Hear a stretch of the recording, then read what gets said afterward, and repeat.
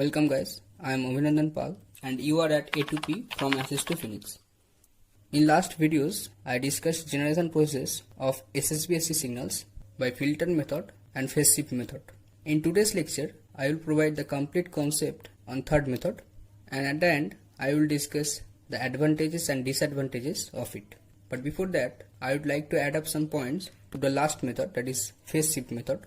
First one is, you don't have to memorize the block diagram of it. You have to just remember that there are two Hilbert transforms and two balanced modulators and an adder. The Hilbert transforms are used to shift the phase of message signal and carrier signal by 90 degree, and then they are passed through the balanced modulator and the outputs are passed through the adder, and thus we get the SSBC signal. And the second point is, it's not always that if we add the two signals, we will get an SSBC signal that has upper sidebands, and when we subtract them, we will get an SSBC signal with lower sideband. In this example that I shown in the last video, I had taken cosines of omega c and omega m as carrier signal and message signal. So these conditions depends on the signal and you should not mug up these things. You have to learn the process very well so that you can derive the conditions for sidebands for any signals given to you. So those are the points. Now let us move on to third method. Third method is also called Weber's method from the name of the scientist who invented it. Now let us see the block diagram of this method. So this is the block diagram of third method. The block diagram is big and complex, but believe me, the working is very easy.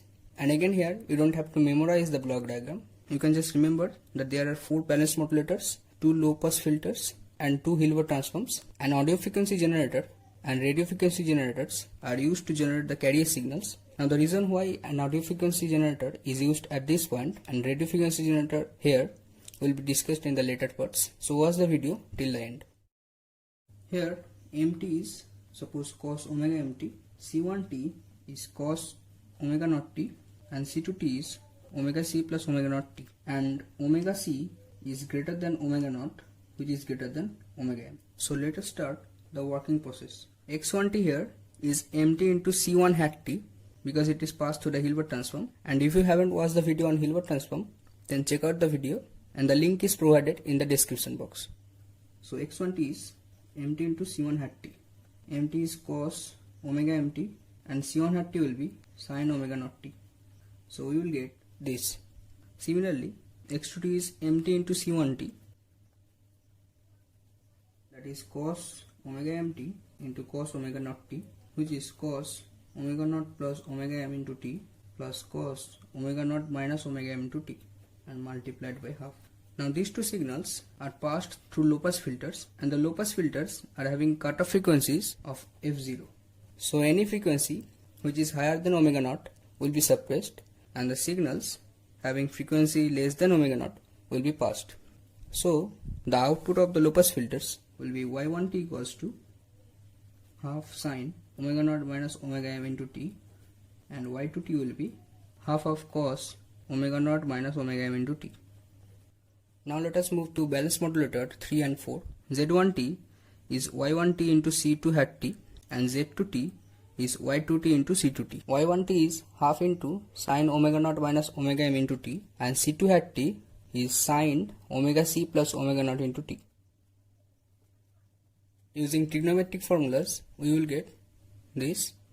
Similarly, z2t will be this. So we have found z1t and z2t. Now we have to go for the adder circuit. Now here you can see, if we add z1t and z2t, then these two terms will get cancelled and we will get 1 upon 2 into cos omega c plus omega m into t. So we have generated an SSBC signal that has upper sidebands.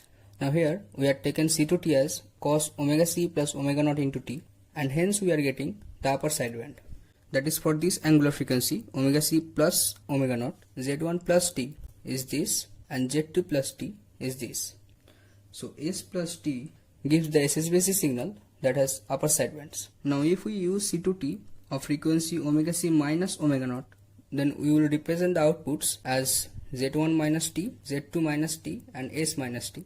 In the similar process, if we find z1 minus t and z2 minus t, then s minus t, that is z2 minus t minus z1 minus t, will form an SSBC signal that has lower sidebands. So that is how single sideband suppressed carrier signals are generated using third method. Now let us do a quick recap on what we have learned. Third method is also called Weber's method from the name of the inventor.